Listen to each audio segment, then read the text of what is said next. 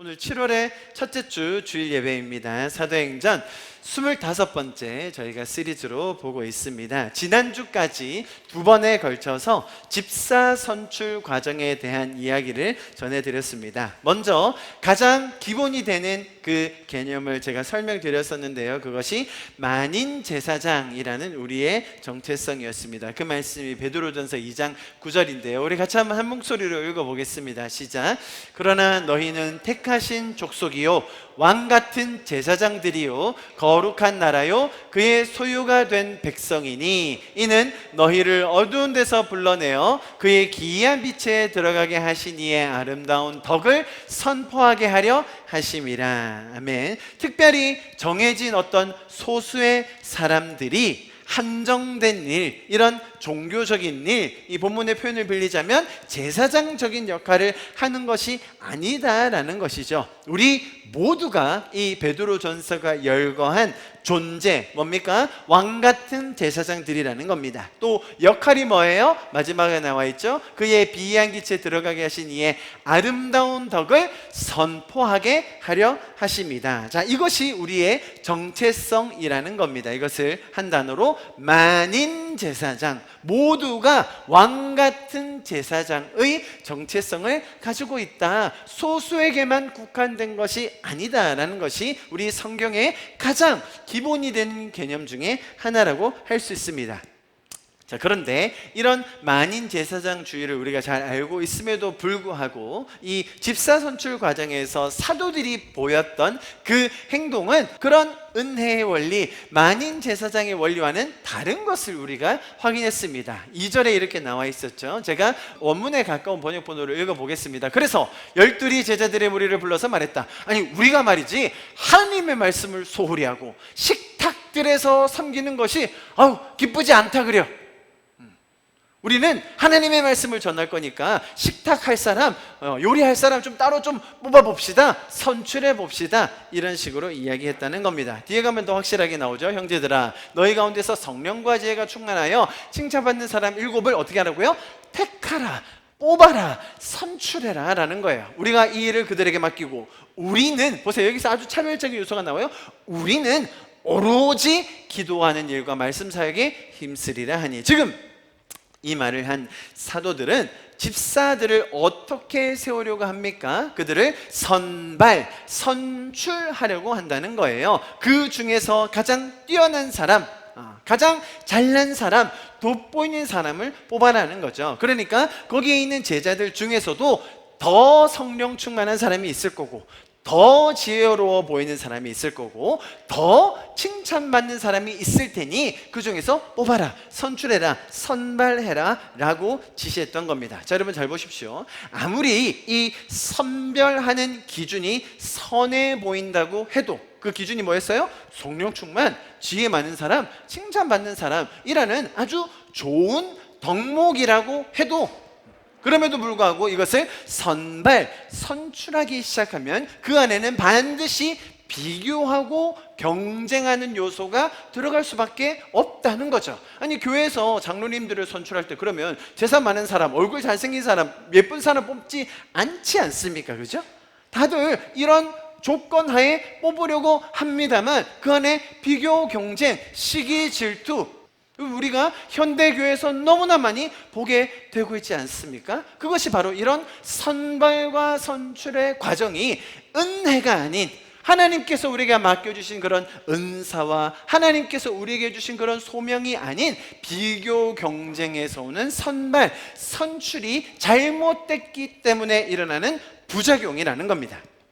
그래서 저희는 2주 동안 이런 만인 제사장의 정체성에 위배되는, 반대되는 개념인 선발, 선출이 왜 성경적이지 않은 것에 대해서 배워왔습니다. 그리고 그들이 구체적으로 제시했던, 보십시오, 성령 충만한 사람이라고 거론을 했었는데요. 자, 이 표현을 계기로 사도행전에서는 성령 충만이라고 할 때 어떻게 주어지는지를 잘 살펴봤죠. 항상 모든 사람에게 충만하게 임하시는 성령을 사도행전은 강조하고 있다는 것을 배웠습니다. 그래서 결론적으로 우리가 정리해서 배울 수 있는 것은 신앙의 공동체는 서열을 나누는 곳이 아니라는 것이죠.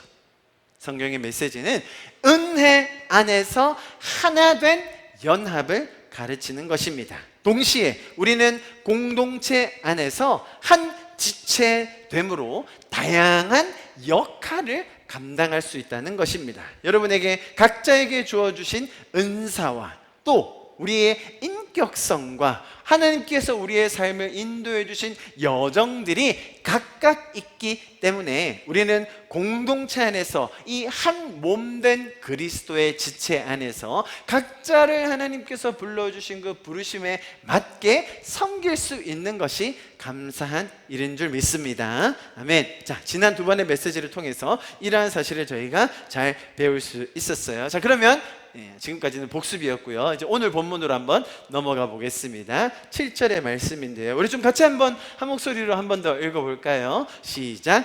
하나님의 말씀이 점점 왕성하여 예루살렘에 있는 제자의 수가 더 심히 많아지고 허다한 제사장의 무리도 이 도에 복종하니라. 자, 이어지는 7절 말씀 오늘 본문인데요. 보십시오. 하나님의 말씀이 점점 왕성해졌다. 여기서 왕성해졌다라는 표현이 시사하는 바가 굉장히 큽니다. 제가 문법 용어 하나 쓰겠습니다. 이 왕성해졌다라는 이 표현을 이 원문에서는 어떤 문법을 쓰고 있냐면 들어보십시오. 3인칭 단수 능동태 미완료 직설법으로 쓰고 있어요.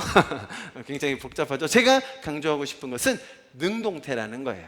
말씀이 스스로 왕성해졌다는 거예요. 말씀이 스스로 퍼져나가고 자랐다는 것을 이 본문은 강조하고 있습니다.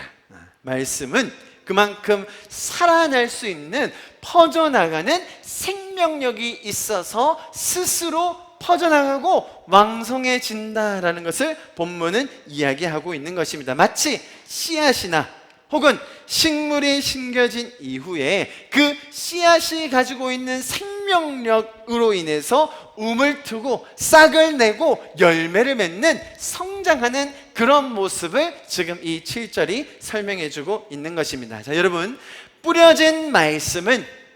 우리에게 뿌려진 말씀은 스스로 자라나는 힘과 능력이 있음을 기억하시기를 축복합니다.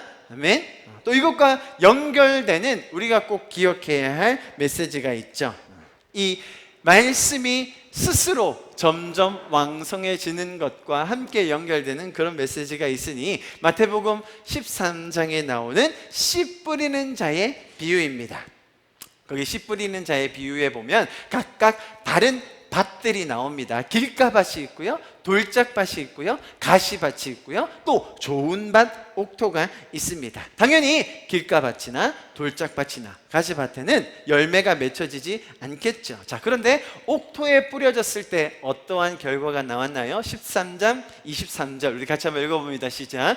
좋은 땅에 뿌려졌다는 것은 말씀을 듣고 깨닫는 자니 결실하여 어떤 것은 100배, 어떤 것은 60배, 어떤 것은 30배가 되느니라 하시더라. 아멘. 자, 보십시오. 길가에 뿌려진 마음에는 새가 와서 그 씨앗을 다 먹죠. 사단이 와서 그 씨앗이 뿌리 내리기도 전에 그 말씀의 씨앗들을 다 가져갑니다. 돌짝밭은 어땠습니까? 뿌리를 깊게 내리지 못해서 열매 맺지 못하고 다 사라졌어요. 가시밭은 어때요? 세상의 염려와 걱정과 근심으로 인해 열매 맺지 않고 다 사그러들게 되었습니다. 자, 그런데 보십시오. 이 마태복음 13장 이 비유의 제목이 제가 뭐라고 가르쳐 드렸었죠?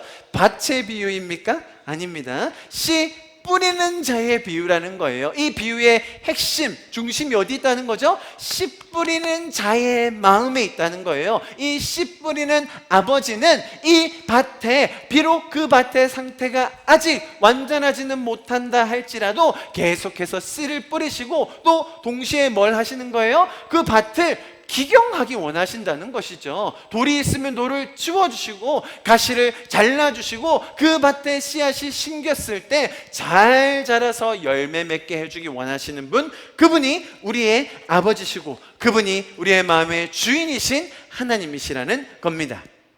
우리 마음에 100배의 열매를 맺을 수 있도록 밭을 기경해 주시는 분, 돌을 치워주시고 가시를 제거해 주시고 마귀의 유혹과 시험으로부터 우리를 자유롭게 해주시는 분이 우리 아버지 하나님이심을 믿습니다. 자, 그래서 이렇게 기경된 밭에 말씀의 씨앗이 심겨지면요, 그러면 그 씨앗의 생명력이 그 씨앗을 자라게 하고 성장하게 하고 왕성하게 만들어준다는 것입니다. 심지어 아직은 조금 척박한 땅이라 할지라도 이 씨앗과 식물들의 생명력이 어찌나 강한지 꿋꿋하게 자라나게 되는 것입니다. 우리는 그래서 이 말씀의 생명력, 말씀에 성장하는 이 왕성한 능력을 믿는 것입니다.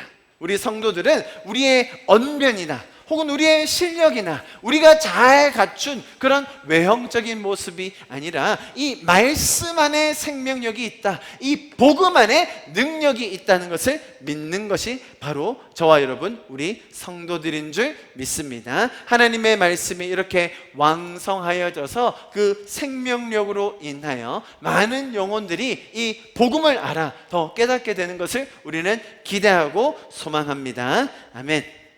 자, 그 이어지는 말씀 보십시오. 그래서 뒤에 제자의 수가 더 심히 많아졌는데 또 누구까지 돌아왔다고 설명이 되어 있습니까? 허다한 제사장의 무리도 이 도에 복종하니라 라고 설명하고 있습니다. 가장 복음을 받아들이지 않을 것 같은 자들 아닌가요?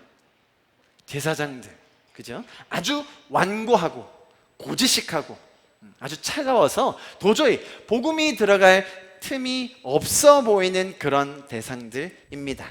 자, 그런 사람들이 우리 주변에 얼마나 많이 있습니까? 딱 봤을 때, 저 사람은 복음을 도저히 못 받아들일 거야. 교회?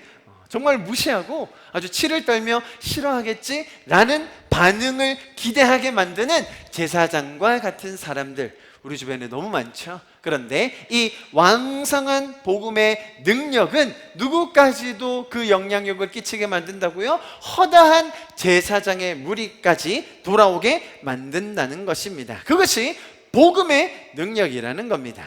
여러분, 사실 이렇게 제사장의 무리가 돌아오는 이 일이요, 예루살렘 그 성내에서 굉장히 충격적인 일이었을 겁니다. 이 사람들은 종교인이었습니다. 지금도 이스라엘에 가보면 일반 평민들과 비교되게 종교인의 모습을 갖춘, 모양을 갖춘 사람들이 꽤 있습니다. 그들은 사회에서 존경을 받고 이런 제사들을 집도하고 그 일을 맡아서 하는 그런 사람들이라고 잘 알려져 있죠. 신학자인 예레미야스가 조사를 했는데요, 이때 당시 유대인들 중에 이런 제사장들, 레위인들이 한 어느 정도 되었을까라고 조사를 해보니 참 대단합니다. 이런 신학자들 2000년 전에 그 사람의 숫자를 통계낼 수 있다는 게 대단한데요, 약 18,000명 정도가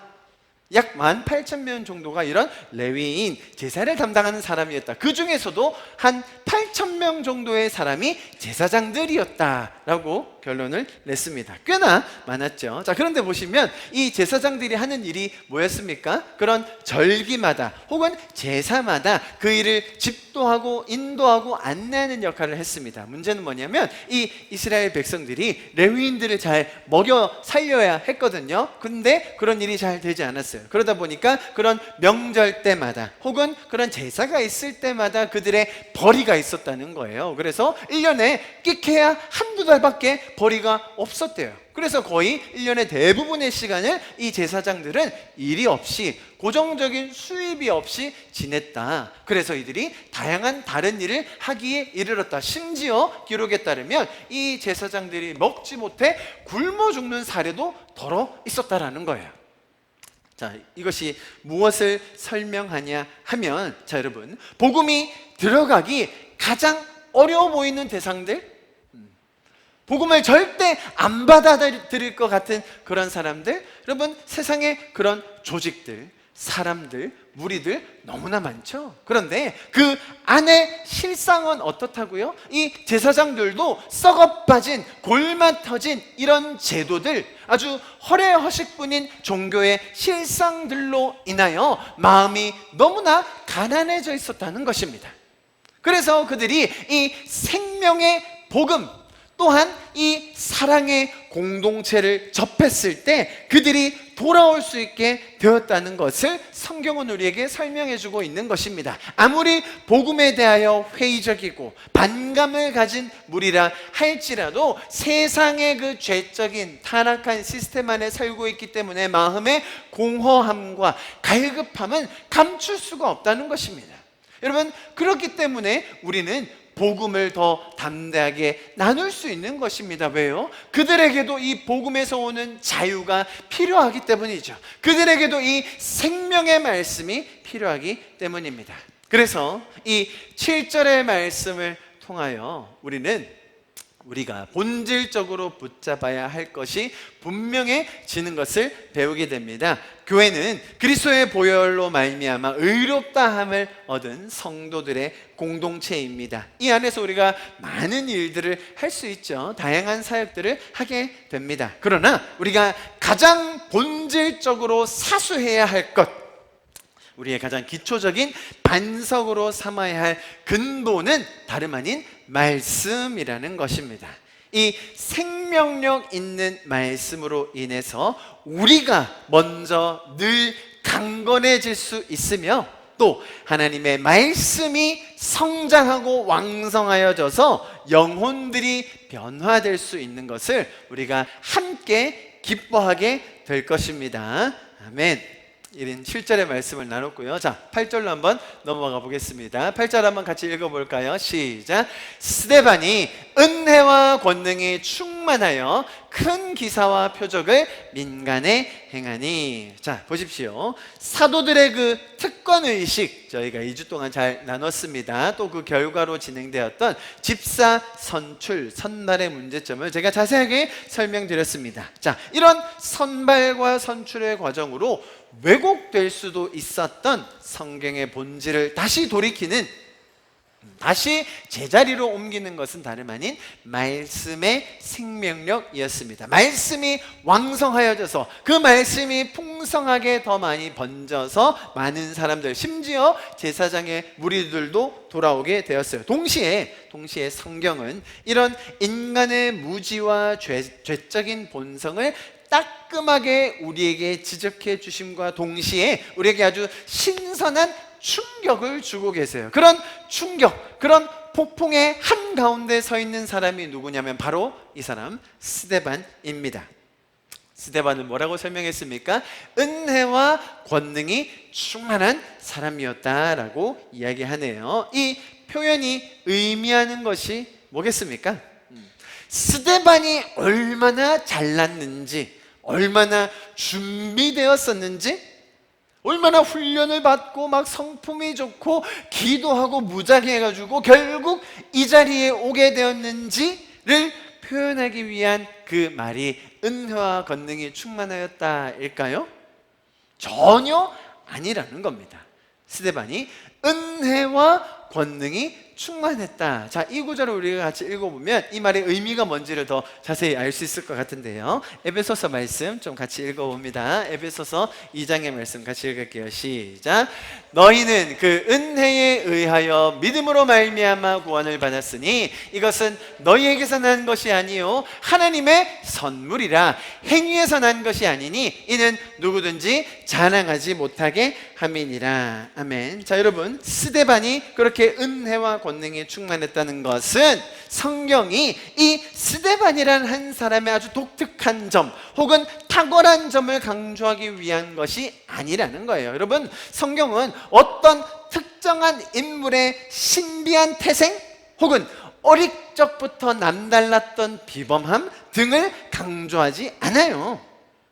스데반이 이런 하나님께서 주시는 이 폭풍과 같은 이런 충격의 한가운데 서 있을 수 있는 이유가 뭐냐면, 스데반이 다음 주에 보게 될 그 7장의 말씀에서 아주 유창한 발언으로 장로들과 대제사장들을 꼼짝 못하게 할 수 있었던 그 원천이 뭐였냐면 그것이 다름 아닌 은혜라는 것입니다. 스데반이 오랜 세월 동안 돌을 닦고 정말로 열심히 훈련하여서 그런 권능을 얻었다를 강조하는 게 아니라는 거예요. 스데반이 잘나서, 스데반이 뛰어나서 잘 준비된 사람이라서, 하나님의 마음에 딱 합한 사람이라서 그렇게 선택을 받았다는 것이 성경의 강조가 아니라는 거죠. 왜죠? 여러분, 이 스데반은 히브리파 사람이 아니었습니다.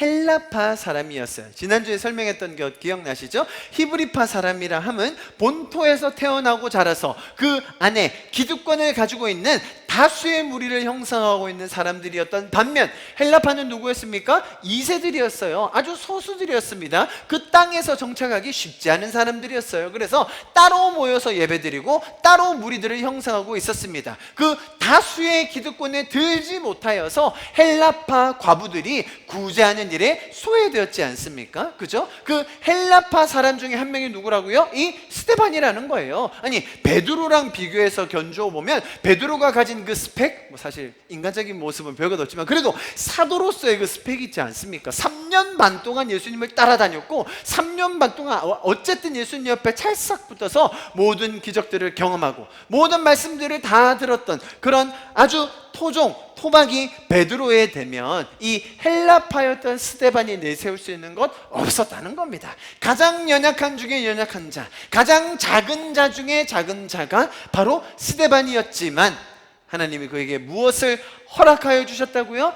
은혜와 하나님의 권능을 더하여 주었을 때에 그가 큰 기사와 표적, 뭡니까? 사도들이 행했던 동일한 놀라운 기적들을 이가 행하게 되었다는 것입니다. 이런 약하고 연약한 소외받는 자라 할지라도 하나님께서 일하셔서 그에게 은혜를 더하여 주시고 권능을 주시면 그러면 어떤 일이 일어난다는 겁니까? 세상의 그 교만한 콧대를 납작하게 꺾을 수 있는 그런 놀라운 하나님의 메신저로 사용을 받게 된다는 것입니다. 여러분, 우리는 이 성경의 말씀대로 우리 자신을 자랑하기 위함이 아니라 성령의 동행하심과 지혜를 주시는 그 놀라운 인도하심을 스데반처럼, 이 연약한 스데반이 경험했던 것처럼 우리도 경험할 수 있는 날마다 그 매일매일의 삶이 되기를 간절히 축복합니다. 아멘. 동시에 하나 더 기억해야 될 게 있습니다. 여러분, 6절 전반부에서 보았듯이 사도들의 이 집사 선출 방식은 성경의 원리와 맞지 않는 방법이었습니다. 자, 그런데 하나님께서는 그런 사도들의 부족함, 아직 남아있는 죄성을 고쳐주기 원하셨어요. 왜냐하면 이런 방식으로 계속 가다가는 앞으로 더 복잡한 문제들이 양산될 수 있는 것을 하나님은 미리 아셨기 때문이죠. 그래서 이런 죄적인 방식을 해결하고 변화시켜서 이들이 깨닫게 하기를 원하셨는데, 자, 그것을 어떻게 인도해 가시는지를 우리가 잘 보고 배워야 합니다. 여러분, 우리 인생에도 우리가 매 순간마다 맞닥뜨리게 되는 문제들이 얼마나 많습니까? 끊이지 않죠? 자, 그런 문제들, 또 우리의 연약함들, 내 안에 남아있는 죄성들이 우리가 쉽게 발견하게 되고 맞닥뜨리게 되는데, 자, 그런 문제를 해결하는 그런 순간들마다 우리는 오늘 장면에서 하나님이 이런 죄적인 흐름을, 죄적인 이런 방식을 어떻게 해결하는지를 잘 보고 또 기억해야 합니다. 잘 보세요. 사도들이 비교 경쟁이라는 요소를 도입하여 집사라는 직분을 선발하려고 했습니다. 자, 그런 사도들의 죄적인 마음을 하나님께서는 비인격적인 방법으로 나무라거나 막무가내로 지적하거나 혹은 벌 주지 않으셨어요. 사실 지금 이 장면에서 사도들 정도 되면 우리가 볼 때는 알만큼 알고, 아니 그 초대교회 최고의 지도자들인데 그 정도는 해야 되지 않나? 우리가 기대감과 예상하는 바가 있지 않습니까? 그래서 오히려 우리는 사도들이 했던 행동을 정당화하여 저게 모범답안이구나 라고 생각을 하게 되는 거고요. 이해하시겠죠? 사도들 정도 되면 초대교회 리더들 정도 되니까 아, 저렇게 했구나, 그러니 우리도 그 모습을 본받아야겠구나 라고 생각하지만, 하나님 눈에 볼 때 이 사도들은 아직도 그리스도의 장성한 분량에 도달해야 하는 사랑의 대상이었다는 거예요. 그래서 하나님은 이 사도들마저도 계속해서 기다려주시고 오래 참아주셔서 이들이 변화될 수 있도록, 이들이 깨달을 수 있도록 도와주고 계신다는 것입니다. 그 방법이 뭐였습니까? 다름 아닌 이 스데반에게 은혜를 주셔서, 스데반에게 권능을 주셔서 사람을 세우심으로 누군가를 지적하고 죄를 들춰내서 더 많은 혼란과 긴장을 야기하는 것이 아니라 사람에게 은혜를 주시고 사람이 기대하지 못했고 예상하지 못했던 그런 대상에게 역사하심으로 말미암아 한 사람이 세워져서 이 상황을 다시금 돌아보게 하는, 그죠? 자기들은 분명히 식사 준비하라고 세웠는데 스데반이 바로 다음 장에 뭘 한다고요? 지금 대제사장들과 맞짱을 뜬다니까요.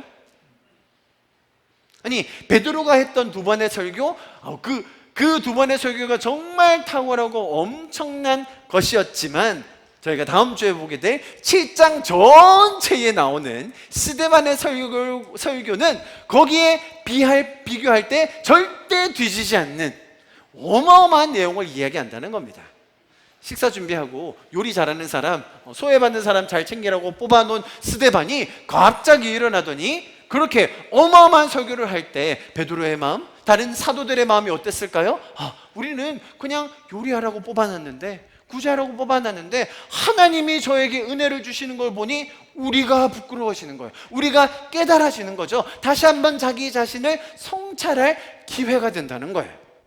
하나님은 그들의 죄를 들춰내고 다 뒤집어내서 사람들 앞에 모욕감을 주고 부끄러움을 주게 해서 그것이 다른 사람들로 하여금 긴장감을 가지게 하고 뭔가 처벌받는, 혼나는 느낌을 받게 하는 것이 아니라 정말 이런 놀라운 은혜의 방식, 사람을 세우는 방식으로 이 문제, 이 앞으로 진행될 수 있는 이 죄적인 원리의 흐름을 끊으셨다는 거예요. 여러분이 하나님의 방식이 너무나 놀랍지 않습니까? 저도 개인적으로 이런 문제들을 맞닥뜨릴 때마다 제 개인적인 문제 그리고 공동체의 어려움 등을 볼 때마다 이런 하나님의 지혜를 보면 너무나 제 자신이 부끄러워지고 제 자신을 다시 한번 돌아보게 되고 또 하나님의 이 지혜를 더 배우기를 기도하게 되는 것 같습니다. 여러분, 성경이 우리에게 가르쳐 주시는 이런 놀라운 문제 해결의 방식, 너무나 고상하고 또 인격적이면서 이런 고차원적인 하나님의 문제 해결을 볼 때 우리 마음에도 그런 기도가 나오기를 바랍니다. 하나님, 저에게도 그런 하늘의 지혜를 더하여 주십시오. 하나님, 저에게도 사람을 세울 수 있는 안목을 더하여 주십시오. 하나님, 문제의 본질을 우리가 잘 파악하게 하시되 또한 그 죄적인 원리에 허덕대는 아직도 더 성장해야 하는 우리의 모습을 더 긍휼히 여겨주시고 우리도 또한 하나님처럼 사람을 세우게 하여 주시옵소서. 그런 하늘의 지혜, 또 그런 기도의 제목들이 우리 안에서 더 풍성해질 수 있기를 간절히 축복합니다. 아멘. 자, 다음 절 이어서 보겠습니다. 9절과 10절입니다. 보시면 9절에 조금 특이한 사람들이 나옵니다. 이른바 자유민들 하면서 설명을 합니다. 누굽니까? 구레네인, 저 시리아 지역이죠. 알렉산드리아인, 어디입니까? 이집트 지역입니다. 길리기아와 다소, 터키 쪽 말이에요. 아시아 지역, 그 소아시아이지 않습니까? 자, 거기서 온 사람들이 회당에 모여 있다고 합니다. 자, 딱 볼 때 어떤 사람들이에요? 헬라파입니까? 히브리파입니까? 본토 사람이 아니죠. 히브리파, 원래 살고 있던 토종 사람들이 아니라 해외 각지에 흩어졌다가 온 사람들 누구예요? 헬라파 사람들이라는 겁니다. 자, 이 차이가 뭔지 제가 지난주에 아주 자세하게 설명을 드렸습니다. 그들이 본질상 공통적인 분모가 많죠. 유대교인들이고 또 심지어 모습도 비슷할 겁니다. 부모의 뿌리가 같으니까요. 그런데 타국에서 자란 나머지 언어가 다를 거예요. 이 사람들은 헬라어를 썼습니다. 당시 공용어였죠. 그러나 히브리파 사람들은 그 이스라엘 팔레스타인 지역에 썼던 아람어를 썼을 거예요. 그러나 헬라어를 어느 정도는 알고 있었을 겁니다. 저희가 영어를 아는 정도로요. 그런데 이 2세들은 아람어를 알고 있었을까요? 아는 사람도 있고 모르는 사람도 있다고 제가 설명드렸습니다. 자, 그런 차이를 여러분 잘 기억하시죠? 자, 그런데 스데반이 이렇게 일어났을 때 누가 스데반을 공격했다고 합니까? 히브리파 사람들이었나요? 아니라는 거예요. 아주 재밌죠? 스데반이 이렇게 폭풍의 중심에서 아주 충격적인 사람으로 등장했을 때 스데반을 공격하고 나온 인물들이 있으니 누구예요? 자기 동족들이었다는 거예요. 자기 가족들이었다는 거죠. 여러분, 인간의 심리가 참 신기합니다. 자기 가족, 자기 동족, 자기 가까운 사람이 이렇게 변화되고 뭔가 두각을 나타내는 것을 사람들이 싫어합니다. 선지자가 고향에서 환영을 받지 못했고요, 뭔가 우리에게 상처를 주고 아픔을 주고 우리에게 시험을 들게 하는 그런 사람들은 다 우리 가까운 사람들이에요. 멀리 있는 사람이 우리에게 상처 주지 않죠. 여러분, 지난주에 배달 왔던 그 배달원들, 그 기사님들이 여러분에게 상처를 줬습니까? 그분들이 우리와 밀접하게 연관되어 있긴 하지만 우리에게 상처를 주진 않아요. 아니 뭐 그런 일이 있었나 보지, 비가 와서 힘들었나 보지, 그럴 수 있죠. 그런데 우리와 가장 가까운 사람들이 하는 얘기는 어떻습니까? 우리에게 상처가 돼요. 너무 사소한 이야기라도, 너무 당연하게 한 이야기라 할지라도 가깝기 때문에, 동족이기 때문에, 같은 공동체이기 때문에 상처될 때가 많아요. 자, 지금 스데반의 입장을 한번 보십시오. 자기 동족들이에요. 아니, 사실 우리가 지금 히브리파 사람들의 기득권, 히브리파 사람들이 잡은 그 주도권에 속하지 못하고 뭔가 차별받는 것 때문에 힘든 상황이었지 않습니까? 지금 믿지 않는 사람, 또 믿는 사람, 그 중에서도 파가 나뉘어서 이렇게 갈등하고 있는데, 그 와중에 아니 우리 동족이면 그래도 나는 좀 내버려 두지, 우리 동족이면 차라리 저쪽을 공격하지 왜 나를 공격해? 그런 마음 들지 않았을까요? 스데반의 마음에 자기 동족이 자기를 고소하고 이런 어려움에 맞들였을 때 얼마나 마음이 낙담됐을까요? 자, 그런데 스데반은 그 와중에서도 보십시오. 10절 말씀 같이 한번 읽어봅니다. 시작. 스데반이 지혜와 성령으로 말함을 그들이 능히 당하지 못하여. 자, 스데반은 하나님께서 이렇게 성령의 말하게 하심을 통하여 이런 공격을 잘 받아 넘기고 있는 중입니다. 상처로 받아들이지 않고 성령께서 말하게 하심을 통하여 이 위기와 공격을 잘 이겨내고 있는 중이라는 거예요. 자, 그런데 문제는 뭐냐면 그 다음 쭉 11절부터 14절까지 보면 내용이 너무 충격적이에요. 단순히 그 스데반이란 한 사람을 모함하여 그의 세력을 꺾기 위한 그 정도가 아니라 이제는 어느 정도까지 하냐면 사람을 매수합니다.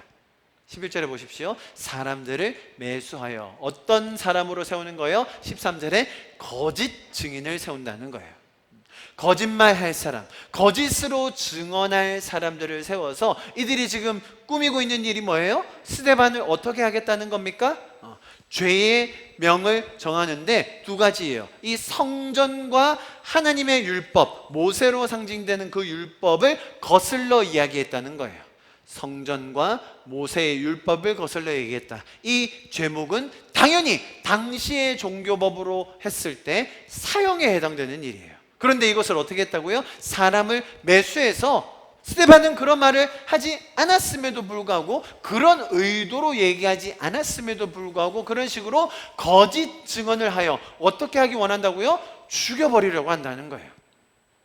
단순히 그 스데반의 입을 닫게 하고 더 이상 세력을 얻지 못하게 하여 그를 멈추게 하겠다라는 정도가 아니라, 저 놈을 보니 더 이상 못 참겠어, 우리 동족이긴 하지만 그냥 죽여버려야 해 라고 꾸몄던 짓이 뭐라고요? 이런 사람을 매수하여 가장 핵심적인 교리를 거슬렀다고 거짓 증언하게 만든다는 것입니다. 여러분, 여기가 예루살렘이지 않습니까?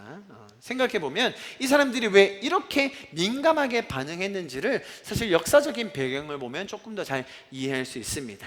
그것은 이런 유대교 신자들, 혹은 예루살렘에 사는 이 주민들에게 지금 스데반이 말했다고 하는 이 성전 문제는 굉장히 민감한 이슈였어요. 분명히 스데반이 그런 이야기를 하긴 했습니다. 예수님도 그런 말을 하셨죠. 무너뜨려라, 내가 4월 만에 일으키리라. 그랬더니 사람들이, 아니 46년 동안 지은 걸 당신 어떻게 합니까? 예수님이 당신의 몸을 가리켜 말씀하셨다고 했죠. 당연히 스데반이 그런 말을 했을 겁니다. 자, 그런데 이 사람들은 왜 그런 문제에 이토록 민감해 했느냐? 생각해보면 너무나 당연한 것이 예루살렘 또 그 성전 그 주변에 사는 사람들에게 대부분의 생활과 수입원이 어디로부터 나오겠어요?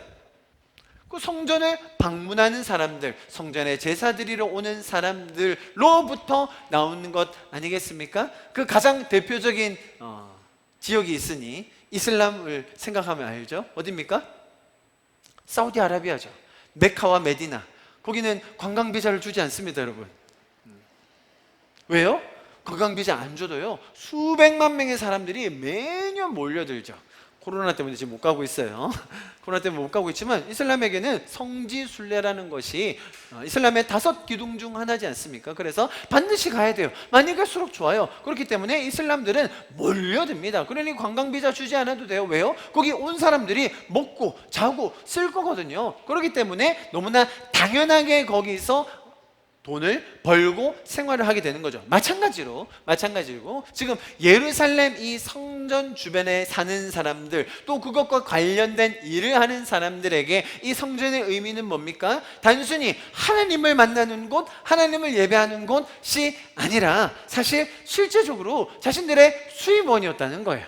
자신의 삶의 터전이었다는 겁니다. 먹고 사는데 너무나 중요한 중심이었다는 거예요. 자, 그런데 그것을 부정하는 듯한 말, 그것이 복음으로 대체된다는 그런 말을 들었을 때에 이 사람들이 반응하게 됐던 그 민감함의 정도가 우리의 상상을 뛰어넘는다는 겁니다. 이해하시겠죠? 그러나 이렇게 이 공회의 지도자들이 언짢게 듣고 있는 것처럼 거슬러 말하는 것이 사실은 진리의 말임을 우리는 알고 있죠. 오히려 예수님께서 가르쳐 주셨고 또 이루어 주신 그런 자유함과 또 구원과 복음의 메시지가 이런 자신들의 생업이나 기득권을 침범하고 있기 때문에 이 사람들은 더 반발하고 나서게 된 것입니다. 여러분 잘 보십시오. 진리가 선포되기 시작하면요, 사회의 부조리, 부패, 불공정함이 드러날 수도 있어요. 당연히 그렇죠. 죄악에 물든 세상에 빛으로 오신 예수님, 그 구원의 복음, 생명과 자유함과 공의, 은혜가 선포될 경우 세상은 그런 반응을 보일 수밖에 없어요. 처음에는 싸늘하죠. 심지어 자신의 기득권을 치고 들어오게 되면요, 반발하게 되죠. 공격하게 됩니다. 미움과 시기로 그 사람들을 찍어 누리려고 해요. 왜냐하면 이 죄악의 시스템에서 흘러나오는 부당한 이익으로 먹고 사는 사람이 너무나 많기 때문입니다.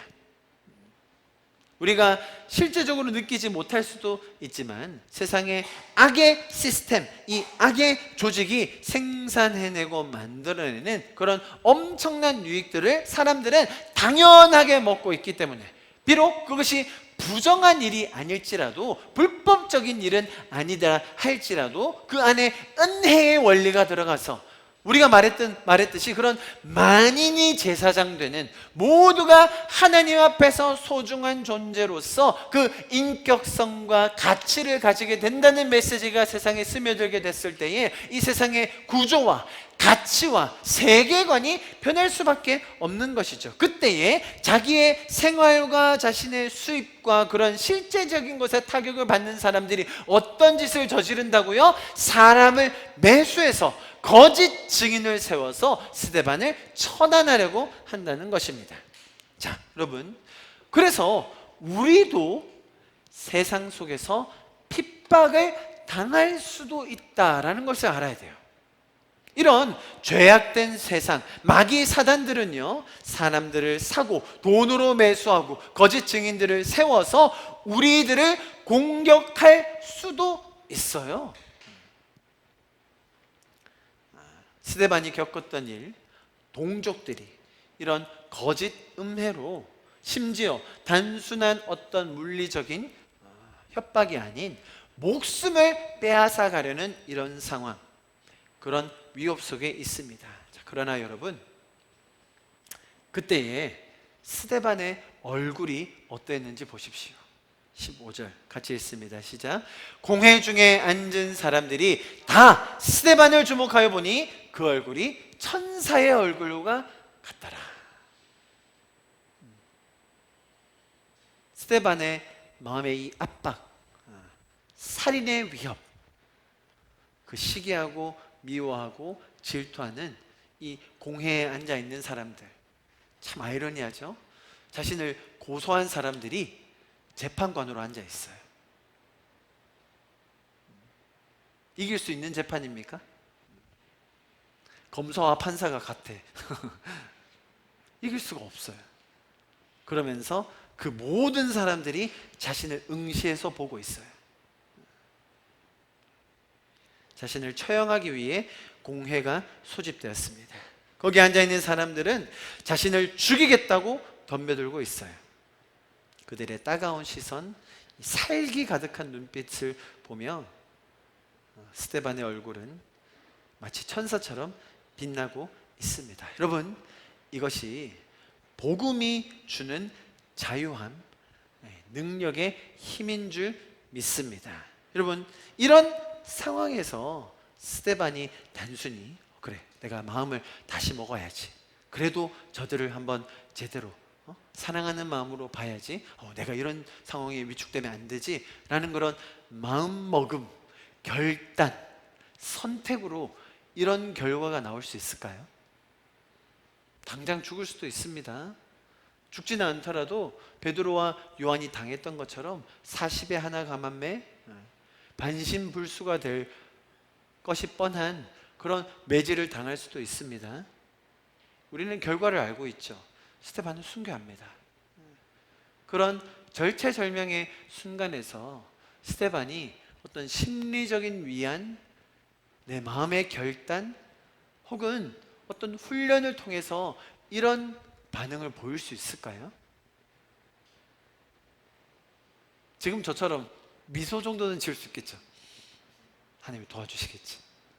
근데 성경은요, 그 모든 사람이 볼 때 쟨 뭐야?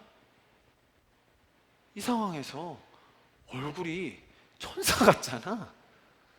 모두가 다 봤다는 거예요. 여러분, 이것이 하나님이 일하시는 결과라는 거예요. 사람의 힘으로 할 수 없는, 사람의 능력으로 이루어낼 수 없는 하나님이 일하실 때 나타나는 결과라는 것이죠. 세상이 아무리 나를 공격하고 사단이 아무리 우리를 정죄하고 비난해도 내 안에 있는 이 복음과 생명의 메시지로 인해서 우리는 이처럼 자유함으로 세상에서 승리할 수 있게 되는 것입니다. 여러분, 스데반의 마음에는 평안이 있었어요. 스스로 만들어내거나 결정하거나 불러일으킨 평안이 아니었습니다. 그는 이미 지금 이런 절체절명의 순간에도 기쁨과 감사가 충만했습니다. 복음이 주는 그 담대함이 가득했습니다. 그래서 이와 같은 천사의 얼굴로 그들의 살기 가득한 그 시선을 압도할 수 있었던 겁니다.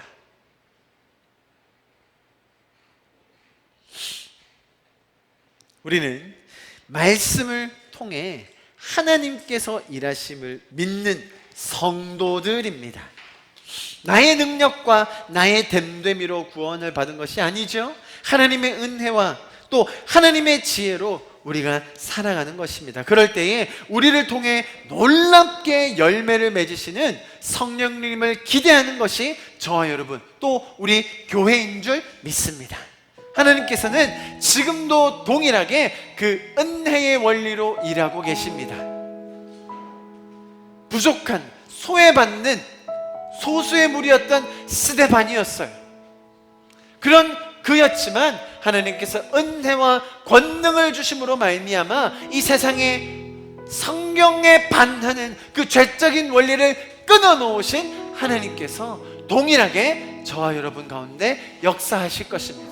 은혜의 원리로, 사랑의 원리로, 긍휼의 마음으로 이 세상 가운데서 스데반이 가졌던 그 평안과 기쁨과 담대함으로 승리하게 하실 것입니다.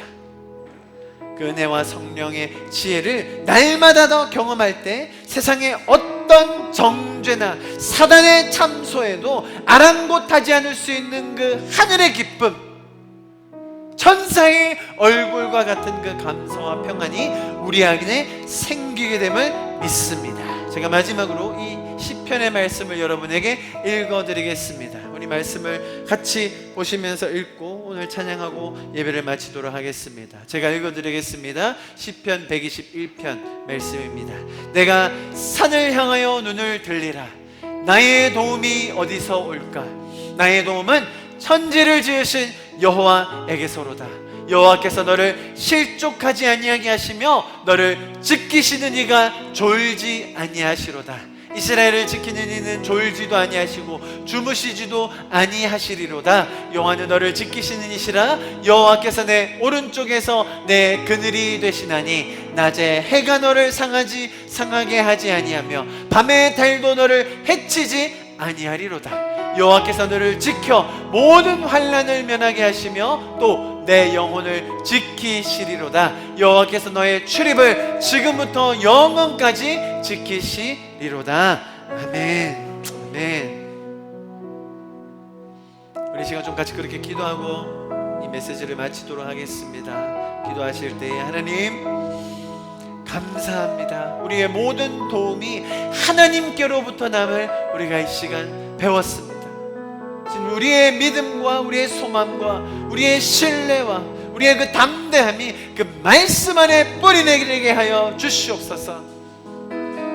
가장 소외받고 연약한 자였던 스데반에게 은혜와 권능을 주셔서 이 세상의 원리를, 죄적인 원리를 멈추시고 하느님의 역사심을 보게 하신 것처럼 주님, 이 자리에 앉아있는 한 명 한 명 우리 성도들 가운데도 주님 그러한 은혜와 권능을 더하여 주시옵소서. 우리 가정이 그러한 가정이 되게 하시고 우리의 교회가 그런 교회가 되게 하여 주시옵소서. 우리 그렇게 각자의 마음을 주님 앞에 올려드리시면서 각자의 목소리로 마지막으로 기도하고 예배를 마치도록 하겠습니다. 기도하시겠습니다. 사랑하시는 하나님 감사합니다. 하나님은 너를 지키시는 자, 너의 우편에 그늘 되시니 낮의 해와 밤의 달도 너를 잊지 못하니. 눈을 들어 산을 보아라. 너의 도움 어디서 오나. 천지 지으신 너를 만드신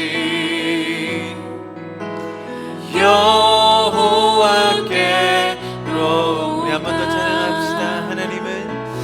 하나님은 너를 지키시는 자, 너의 우편에 그늘 되시니 낮의 해와 밤의 달도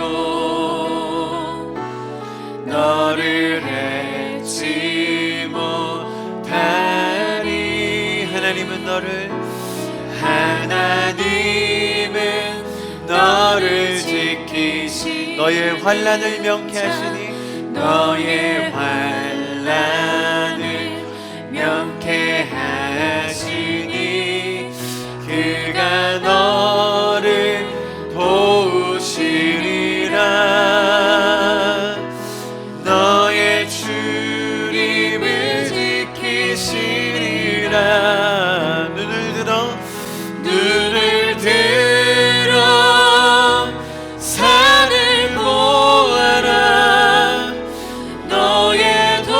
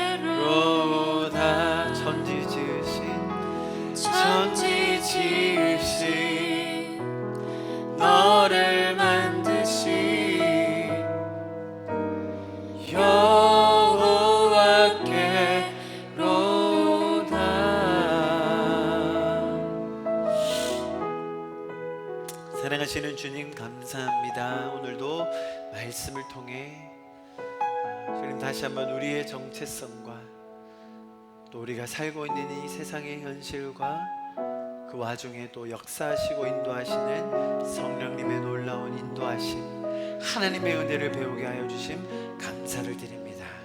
주님이 복음의 본질과 말씀의 그 능력과 생명력으로 인하여 주님 이번 한 주도 우리의 삶이 풍성하게 채워지게 하여 주시옵소서. 지금은 우리 주 예수 그리스도의 놀라우신 은혜와 우리를 십자가로 구원하시고 성도 되게 하셔서 이 세상 가운데 승리할 수 있는 말씀의 생명력을 주신 그 예수 그리스도의 충만하게 하심과 매일의 삶의 순간마다 문제를 맞닥뜨리게 될 때마다 우리에게 지혜를 주시고 인도함을 더하여 주시는 그 성령님의 감화 감동 인도하심이 지금 이 자리에 앉아있는 우리 한 명 한 명 왕같은 제사장 된 우리 성도들과 또 이 자리에 함께하지 못하지만 각자의 초소에서 그 사모하는 마음으로 하나님을 예배하는 각처의 성도들, 가정들, 사업의 터전, 학업과 또 그 가정 위에 지금부터 영원히 함께 하시기를 간절히 축원하며 기도하옵나이다. 아멘.